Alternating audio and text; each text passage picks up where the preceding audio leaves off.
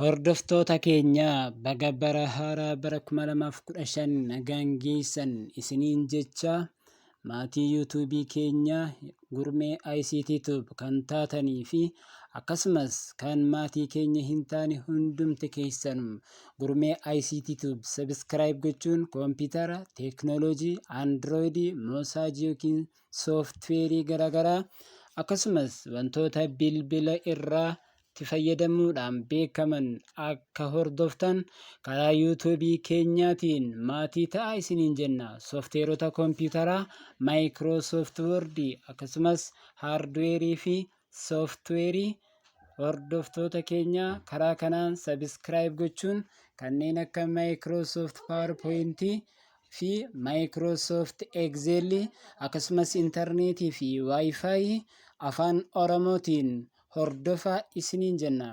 Afaan keenya gara koompitaraatti ol guddisuuf akkasumas teeknooloojiidhaan addunyaa irratti akka baanu ga'ee keenya haa baanu isiniin jenna.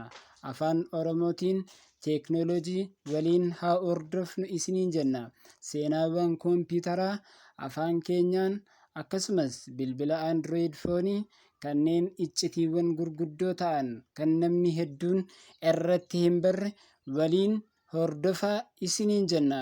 Kanaafuu toora yuutuubii keenya gurmee ICT Tube kan jedhu sabiskiraayib godhaa maatii tahaa isiniin jenna.